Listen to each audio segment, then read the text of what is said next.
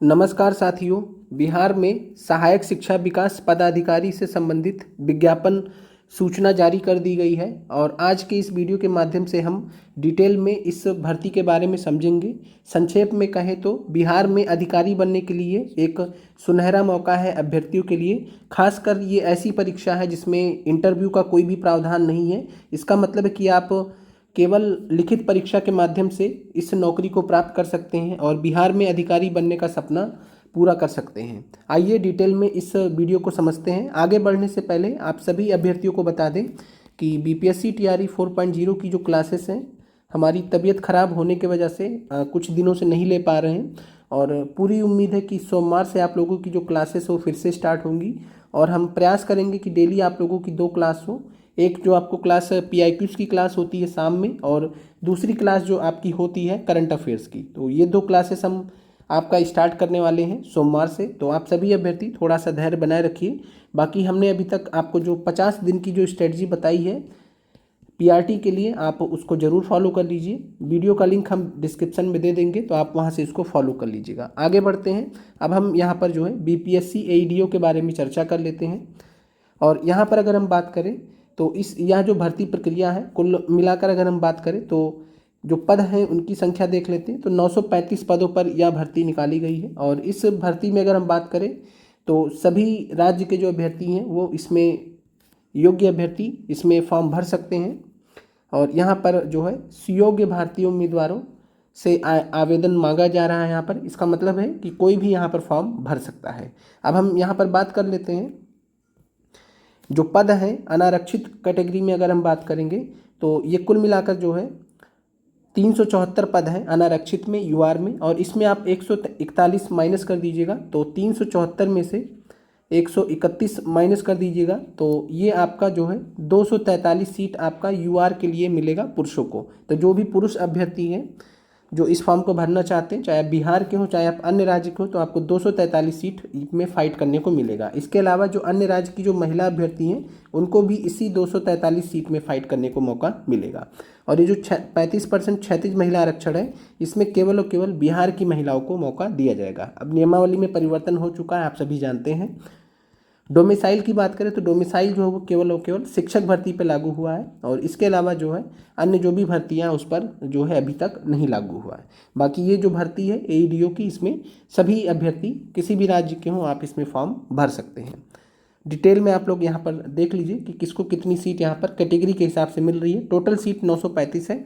935 में ओवरऑल अगर हम बात करें तो महिलाओं को जो है यहाँ पर जो टोटल एक दिखा रहा है कि 319 सीट 935 का 319 सीट सीधे सीधे महिलाओं को यहाँ पर दिखाया जा रहा है। बाकी ओवरऑल ये सीटों की संख्या है।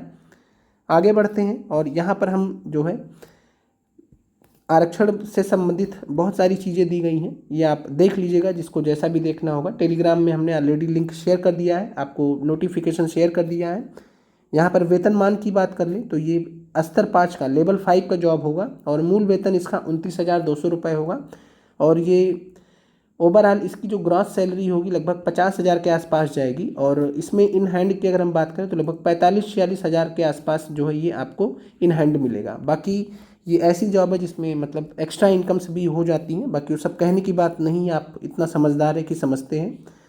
और यह जो है बहुत अच्छी जॉब है जो भी अधिकारी बनना चाहते हैं और ये लिखित परीक्षा के माध्यम से इसमें आप अधिकारी बन सकते हैं। चलिए अब हम उम्र सीमा के बारे में देख लेते हैं। शैक्षणिक योग्यता क्या है तो किसी मान्यता प्राप्त विश्वविद्यालय से स्नातक या समकक्ष। तो आपका ग्रेजुएशन मिनिमम क्राइटेरिया माना है। बाकी इसमें डीएलएड बीएड के कोई भी क्राइटेरिया नहीं है। हालांकि ये ऐसा पोस्ट है जिसमें बीएड डीएलएड ये सब सारी चीज़ें जो है अनिवार्य की जानी चाहिए थी, लेकिन बिहार सरकार ने यूँ कहे तो इस में जो है ग्रेजुएशन में सबको मौका दिया है। तो ग्रेजुएशन के अंतर्गत सभी अभ्यर्थियों को यहाँ पर मौका दिया जा रहा है। उम्र सीमा की अगर हम बात कर लें तो 1 अगस्त 2025 को न्यूनतम 21 वर्ष होना चाहिए और अधिकतम जो है बात कर लें और अधिकतम अगर हम बात कर लें तो पुरुष अभ्यर्थियों के लिए 37 वर्ष है और साथ में पिछड़ा वर्ग के जो अभ्यर्थी हैं अत्यंत पिछड़ा वर्ग के अभ्यर्थी हैं यहाँ पर जो दिया गया है पिछड़ा वर्ग अत्यंत पिछड़ा वर्ग पुरुष महिला और अनारक्षित महिला 40 वर्ष दिया गया है। इसका मतलब है कि जो यूआर फीमेल अभ्यर्थी हैं चाहे आप बिहार के हों चाहे आप अन्य राज्य की महिला हों, तो यहाँ पर आप अन्य राज्य की महिला को भी बहुत डाउट होता है। तो अन्य राज्य की जो महिला है आपको 40 वर्ष तक का मौका दिया गया है यहाँ पर। तो इस चीज़ को आप लोग यहाँ पर इस कैटेगरी में आप देख सकते हैं। बाकी आरक्षण कोई भी नहीं मिलेगा, लेकिन उम्र में छूट ये आपको मिल जाएगा। तो अनारक्षित पुरुष के लिए 37 वर्ष है, बाकी अनारक्षित महिला हो गई, पिछड़ा वर्ग हो गया, अत्यंत पिछड़ा वर्ग हो गए, इन सभी के लिए 40 वर्ष है। अनुसूचित जाति और जनजाति के लिए पुरुष महिला दोनों के लिए 42 वर्ष यहाँ पर अधिकतम उम्र सीमा रखी गई है। अब हम यहाँ पर बात कर लेते हैं जो ज़रूरी चीज़ें हैं। बाकी जो अटेम्प्ट्स आप यहाँ पर देख, जो यहाँ पर बिहार सरकार में जो ऑलरेडी जो है मतलब सेवक हैं उनकी बारे में बात किया जा रहा है। बाकी एक बार ही परीक्षा हो जाए, चूँकि इससे पहले परीक्षा कब हुई थी, बहुत पहले हुई थी, और इससे रिलेटेड कुल मिलाकर वही है कि इतिहास है और बहुत अरसे बाद ये भर्ती होने जा रही है। यहाँ पर अगर हम बात करें चयन प्रक्रिया की, तो यहाँ पर साफ साफ लिखा हुआ है कि लिखित परीक्षा वस्तुनिष्ठ का आयोजन किया जाएगा। तो लिखित परीक्षा होगी, साक्षात्कार नहीं लिया जाएगा। कुल मिलाकर लिखित परीक्षा के बदौलत आपकी नौकरी यहाँ पर लगने वाली है। और यहाँ पर जो है सामान्य वर्ग के उम्मीदवारों को मिनिमम इतना नंबर लाना रहेगा। बाकी कट ऑफ तो इतना कम कभी नहीं जाता, इससे ऊपर ही जाता। लेकिन जो रिजर्व कैटेगरी के अभ्यर्थी हैं, आप इसको देख लीजिए, टोटल मार्क्स में से पिछड़ा वर्ग के उम्मीदवारों को 36.5% मार्क्स लेकर आने हैं कम से कम। अत्यंत पिछड़ा वर्ग के उम्मीदवारों को 34% है, और अनुसूचित जाति जनजाति महिलाओं और निःशक्त दिव्यांग उम्मीदवारों को 32% न्यूनतम अर्हतांक प्राप्त अनिवार्य होगा। जैसे टीआरई में आप देखते हैं कि किस तरीके से वहाँ पर दिया जाता है। अब हम यहाँ पर बात कर लेते हैं, 3 प्रकार के प्रश्न यहाँ पर होंगे आपके कुल मिलाकर, और 2-2 घंटे के 3 प्रश्न होंगे आपके, और तीनों ही आपके जो है वस्तुनिष्ठ होंगे, ऑब्जेक्टिव होंगे। और यहाँ पर जो 3 पेपर होंगे, पहला जो पेपर उसके बारे में पहले बात कर लेते हैं, सामान्य भाषा का। इसमें भाग 1 में सामान्य अंग्रेजी के 30 प्रश्न होंगे, सामान्य हिंदी के भाग 2 में 70 प्रश्न होंगे। 100 प्रश्न हुए टोटल, ये 100 नंबर के, और ये क्वालिफाइंग होंगे आपके।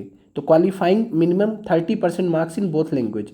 इसका मतलब क्या है, तो यहाँ पर नीचे अलग से दिया भी गया है कि सामान्य भाषा अंग्रेजी और हिंदी के पत्र मात्र क्वालिफाइंग होंगे, जिसमें से प्रत्येक में न्यूनतम 30% अंक प्राप्त करना अनिवार्य होगा। अर्थात सामान्य अंग्रेजी और सामान्य हिंदी में अलग अलग न्यूनतम अंक प्राप्त होने पर ही आपका आगे का जांच किया जाएगा। कुल मिलाकर कहने का मतलब ये है कि जो 30 नंबर है, इस 30 का 30% कर दीजिए तो आपको 9 प्रश्न इसमें कम से कम सही करने हैं अंग्रेजी में, और इसका 7 त्रिक 21, तो 21 प्रश्न आपको जो है हिंदी में सही करने हैं। 30% आपको 9 नंबर इसमें, और हिंदी में 30% 21। अगर आपके 9 और 21 कम से कम आते हैं इन दोनों में, तभी आपका कॉपी चेक किया जाएगा। मान लीजिए इसमें 8 आया, इसमें आपके 70 में 70 आ जाए, तो भी आपका कॉपी नहीं चेक किया जाएगा। दोनों में आपका पास होना अनिवार्य है।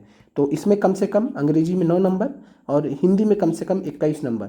अगर आप ये 2 क्राइटेरिया फुलफिल करते हैं, तभी आपका आगे का कॉपी चेक किया, मतलब आपका जो नौकरी के लिए आपको कंसीडर किया जाएगा। अदरवाइज आप बाहर हो जाएंगे, कॉपी तो चेक होगी ही।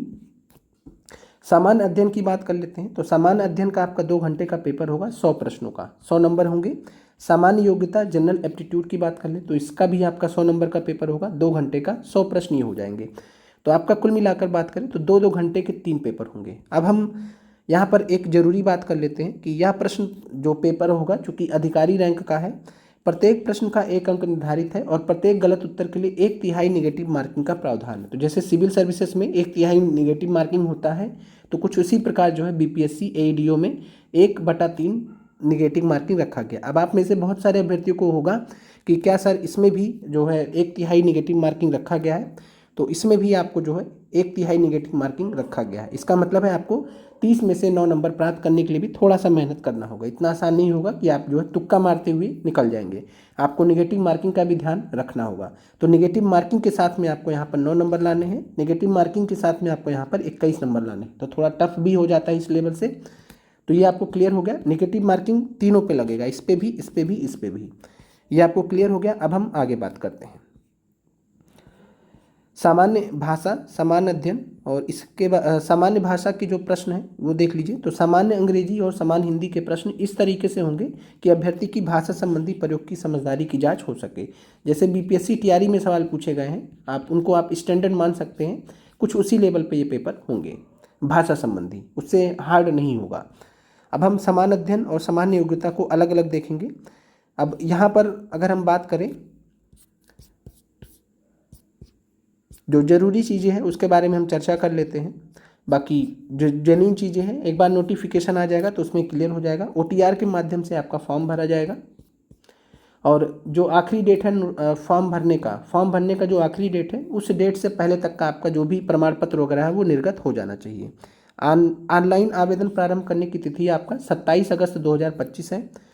अंतिम तिथि ऑनलाइन आवेदन भरने की है 26 सितंबर 2025। इससे पहले का आपका प्रमाण पत्र निर्गत कम से कम होना चाहिए, इतना लेटेस्ट आपका चल जाएगा। चलिए अब हम आगे यहाँ पर कुछ और ज़रूरी चीज़ों के बारे में चर्चा कर लेते हैं। चलिए सिलेबस के बारे में अब देख लेते हैं, जनरल स्टडीज़ के बारे में, और साथ में जो जनरल एप्टीट्यूड का टेस्ट जो है उसके बारे में चर्चा कर लेते हैं। आगे बढ़ने से पहले आपको बता दें कि अभी चूँकि 3 पेपर होंगे तो एक दिन में 3 पेपर असंभव है। एक दिन में जो है BPSC 3 पेपर लेगा, इसकी संभावना बहुत कम है। तो कुल मिलाकर आप ये मान के चल सकते हैं कि एक दिन आपका जो हिंदी इंग्लिश का जो क्वालिफाइंग वाला है एक दिन वो हो जाए, और दूसरे दिन आपका जो GS के जो दोनों पेपर हैं वो आपका हो जाए कुछ इस प्रकार से। मतलब GS का जो सेकंड पार्ट है, मैथ रीजनिंग वाला जो पार्ट है वो आपका हो जाए। तो अभी ये क्लियर नहीं है, वो जब आगे स्कीम आएगा BPSC के कैलेंडर में मेंशन रहेगा तो वहाँ से जानकारी मिलेगी, या फिर हो सकता है जिस दिन नोटिफिकेशन रिलीज़ हो उस दिन आपका अगर एग्ज़ाम डेट दिया जाता है BPSC के द्वारा तो आपको पता लग सकता है कि कितने चरणों में परीक्षा होगी। कुल मिला के लिखित परीक्षा ही होगी, हो सकता है 2 दिन में हो या 3 दिन में हो, एक दिन में संभव नहीं है। चलिए अब हम यहाँ पर सिलेबस देख लेते हैं। सामान्य अध्ययन जनरल स्टडीज़ का 100 प्रश्न रहने वाले हैं। तो यहाँ पर अगर हम बात करें तो सबसे पहले सामान्य विज्ञान है, जनरल साइंस है, जो आप सिविल सर्विसेज के लिए पढ़ते हैं, जो आप TRE के लिए पढ़ते हैं PRT लेवल पे, वो सारा कुछ इसमें कवर हो जाता है। राष्ट्रीय और अंतर्राष्ट्रीय महत्व की समसामयिक घटनाएं, करंट अफेयर्स, ये भी आपका सेम है, जो आपका शिक्षक भर्ती में पूछा जाता है, जो आपका सिविल सर्विसेज में पूछा जाता है, लेवल एक जैसा है। फिर है भारत का इतिहास एवं बिहार के इतिहास की प्रमुख विशेषताएं। इसमें अगर हम बात करें तो इसमें आपका 2 प्रकार से प्रश्न आएंगे। एक आएगा आपका जो है, एक आपका आएगा प्राचीन काल से संबंधित प्रश्न होंगे, एक होगा मध्यकाल से। तो प्राचीन और मध्यकाल का जो इतिहास रहा है भारत का उससे संबंधित प्रश्न होंगे। साथ में बिहार का जो प्राचीन काल और मध्यकाल का इतिहास रहा उससे संबंधित यहाँ पर प्रश्न होंगे। आधुनिक भारत का इतिहास, मॉडर्न हिस्ट्री का अलग से इसमें सिलेबस आगे दिया गया है, लास्ट में आप देख सकते हैं। फिर है सामान्य भूगोल। तो सामान्य भूगोल में आपका जो है जनरल जियोग्राफी में जो आपका शिक्षक भर्ती का सिलेबस है, जो आपका सिविल सर्विसेज का सिलेबस है, लगभग एक ही जैसा है, और कुछ वैसा ही सिलेबस यहाँ पर भी होगा। बाकी देखते हैं कि डिटेल में भी क्या सिलेबस दिया जाता है BPSC के द्वारा। बिहार के प्रमुख भौगोलिक प्रभाग तथा यहाँ की महत्वपूर्ण नदियाँ, तो जो भी मेजर जियोग्राफिकल डिवीजन बिहार के किए गए हैं अलग अलग लोगों के द्वारा, उनसे संबंधित, और साथ में बिहार की जो प्रमुख नदियाँ हैं तो उससे संबंधित यहाँ पर कुल मिलाकर बिहार स्पेशल बढ़ा दिया गया है। ये बिहार भूगोल पूरा कर दिया गया, ये पोर्शन आप देखिए, ये सामान्य भूगोल, ये बिहार भूगोल। फिर है भारत की राज्य व्यवस्था और आर्थिक व्यवस्था। तो राज्य व्यवस्था से संबंधित, पॉलिटी से संबंधित प्रश्न होंगे और इकोनॉमिक सिस्टम से रिलेटेड प्रश्न होंगे। इसके अलावा फिर आज़ादी के पश्चात बिहार की अर्थव्यवस्था में प्रमुख परिवर्तन। तो देखिए इकोनॉमी, बिहार इकोनॉमी स्पेशल भी यहाँ पर पूछ रहा है। तो बिहार इकोनॉमी स्पेशल ये थोड़ा अलग है, जो आपका सिविल सर्विसेज के लेवल पे आपसे पूछा जाता है, तो ये आपका थोड़ा अलग है जो यहाँ पर। और कुल मिलाकर बिहार स्पेशल का पोर्शन यहाँ पर बढ़ा हुआ है। भारत का राष्ट्रीय आंदोलन तथा इसमें बिहार का योगदान, तो India's national movement and contribution of Bihar in it. तो ये सभी टॉपिक्स हैं, मोटे मोटे टॉपिक्स हैं जो आपको BPSC ने बताया है, यहाँ से आपके प्रश्न रहने वाले हैं। और यहाँ पर अगर हम राष्ट्रीय आंदोलन की बात करें तो जो आप PRT लेवल में राष्ट्रीय आंदोलन पढ़ते हैं और बिहार स्पेशल जो पढ़ते हैं वही आपका इसमें रहने वाला है। तो जो भी शिक्षक अभ्यर्थी हैं, अगर आप ग्रेजुएशन कर चुके हैं, आप इस फॉर्म को आराम से भर सकते हैं। तो ये आपका हो गया, और इन सभी टॉपिक से आपके कुल मिला के 100 प्रश्न रहने वाले हैं। क्लियर है? इसमें आपका GS प्लस करंट है, GS और करंट से 100 प्रश्न आपके रहने वाले हैं। अब आगे बढ़ते हैं। सामान्य योग्यता जनरल एप्टीट्यूड 100 प्रश्न इससे रहने वाले हैं। निगेटिव मार्किंग दोनों में, तीनों में चरण में रहेगा। शिक्षा जो है भाषा में भी रहेगा, GS में भी रहेगा, साथ में जनरल एप्टीट्यूड में भी रहेगा। 1/3 निगेटिव मार्किंग। अब यहाँ पर हम टॉपिक्स देख लेते हैं। तो संख्या पद्धति से संबंधित प्रश्न आपसे पूछे जाएंगे। थोड़ा इसको हम जूम कर लेते हैं। पूर्ण संख्याओं का अभिकलन से संबंधित प्रश्न होंगे, दशमलव और भिन्न से संख्याओं के बीच परस्पर संबंध, मूलभूत गणितीय संक्रियाएं, प्रतिशत, अनुपात और समानुपात, औसत, ब्याज, लाभ, हानि, सादृश्यता, समानता और भिन्नता।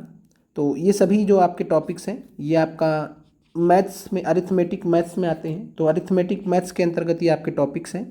फिर नीचे आप आते हैं तो आपका रीजनिंग से संबंधित प्रश्न है, जैसे कि सादृश्य हो गया, एनोलॉगी, समानता और भिन्नता हो गया, स्थान कल्पना, स्थान अभिविन्यास, समस्या समाधान, विश्लेषण, दृश्य स्मृति, विभेद अवलोकन, संबंध अवधारणा, अंक गणितीय तर्क शक्ति, अरिथमेटिक रीजनिंग भी यहाँ पर है, शाब्दिक और चित्रात्मक वर्गीकरण है, अंक गणितीय संख्या श्रृंखला है तो नंबर सीरीज से भी प्रश्न होंगे, गैर शाब्दिक श्रृंखला है, नॉन वर्बल सीरीज से प्रश्न होंगे, कोडिंग और डिकोडिंग से प्रश्न होंगे। तो मैथ और रीजनिंग बेस्ड यहाँ पर आपका 100 नंबर का पेपर रहने वाला है। अब यहाँ पर आप लोग देखिएगा तो कुल मिलाकर कहने का मतलब यही है कि जो पेपर है टफ इसलिए है कि यहाँ पर निगेटिव मार्किंग है, टफ इसलिए है कि इसमें सिविल सर्विसेज का और एसएससी का मिक्स कर दिया गया है।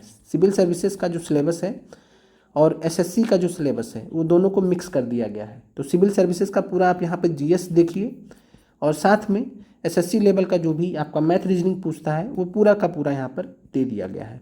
तो ये आपका सिलेबस है, इसी के इर्द गिर्द आपके प्रश्न रहेंगे। परीक्षा आपकी कब तक हो सकती है उसके बारे में भी चर्चा कर लेते हैं।